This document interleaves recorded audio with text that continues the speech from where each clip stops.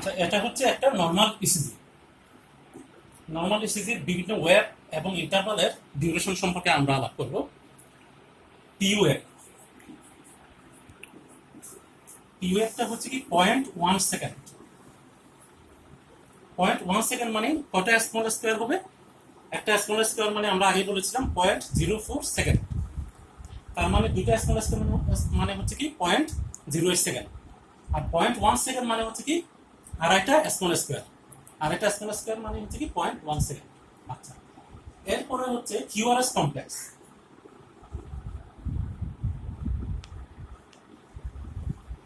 QRS complex যেটা, সেটা হচ্ছে কি 0.08 সেকেন্ড থেকে শুরু, সেকেন্ড থেকে 0.1 সেকেন্ড পর্যন্ত হতে পারে।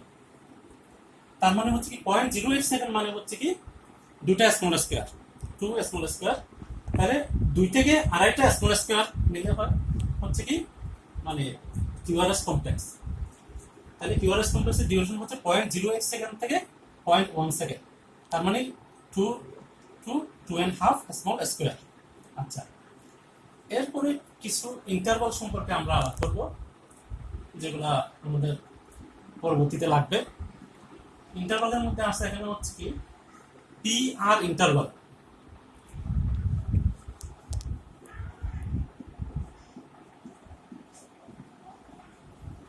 পি আর ইন্টারভালটা কি? পি আর ইন্টারভালটা হচ্ছে it is the interval between beginning of the P wave.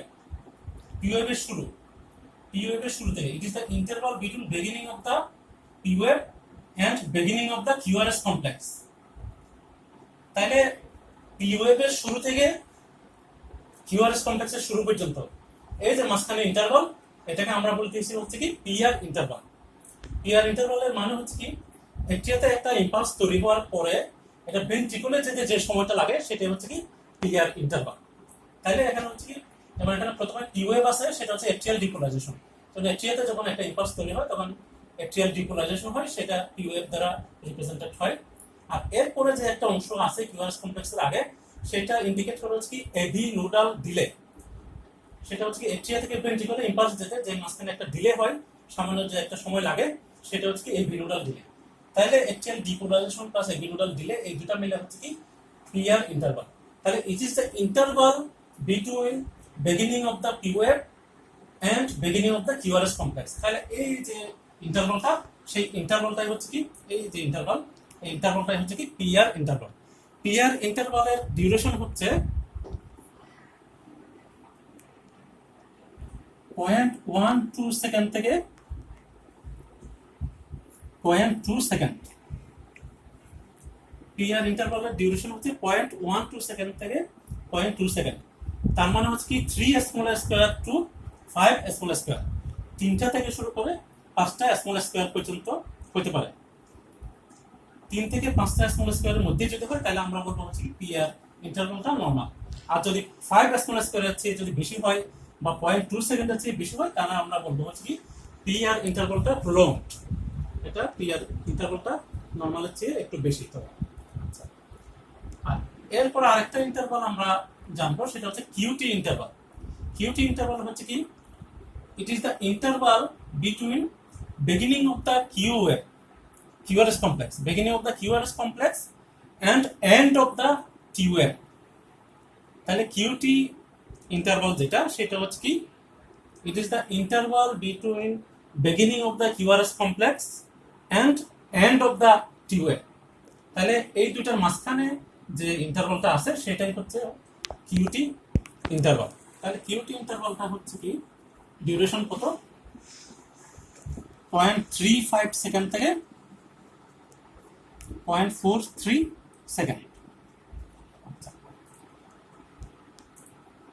এরপরে এখানে একটা আরো কিছু ইন্টারভাল আছে, সেটা হচ্ছে কি মানে একটা পি থেকে শুরু করে আরেকটা পি পর্যন্ত।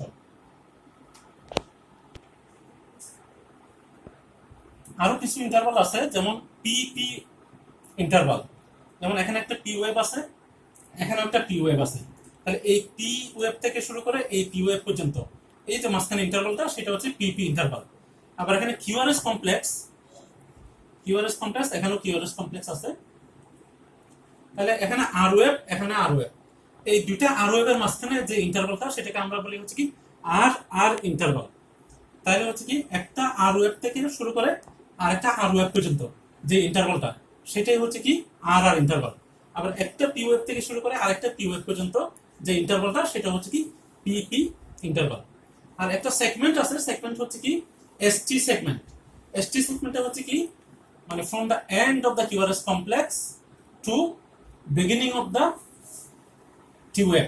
তাহলে এই যে অংশটা from the end of the QRS complex to beginning of the T wave, তাহলে এই দুটার মাঝখানে যে অংশটা আছে সেটা হচ্ছে কি এসটি সেগমেন্ট।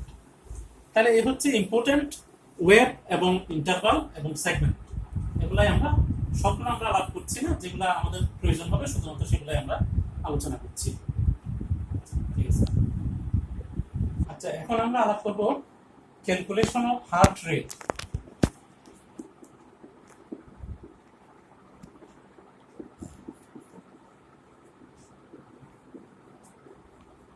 হার্ট রেট কিভাবে আমরা ক্যালকুলেশন করব ইসিজির মাধ্যমে। এখানে একটা সূত্র আছে, সেটা হচ্ছে কি হার্ট রেট সমান 300 divided by number of large square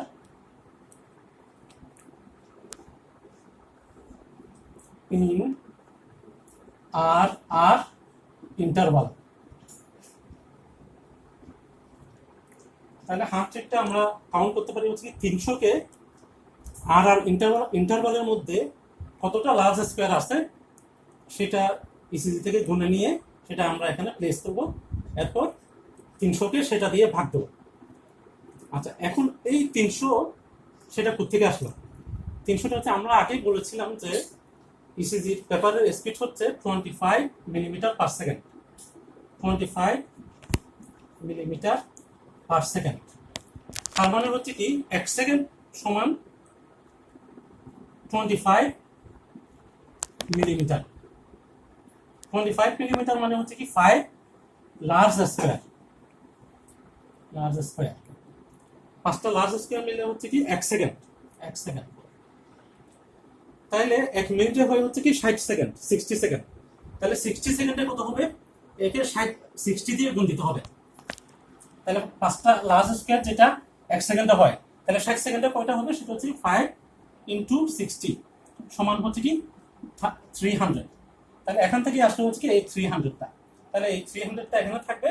তাহলে 300-কে আমরা ভাগ দেবো হচ্ছে কি number of large square in R R interval. দুইটা আর ওয়েভের মাঝখানে কতটা লার্জ স্কয়ার আছে সেই পরিমাণটা, সেই কোয়ান্টিটিটা সেটা আমরা এখানে 300-র নিচে রেখে ভাগ দেবো, তাহলে আমরা হার্ট রেট পেয়ে যাবো।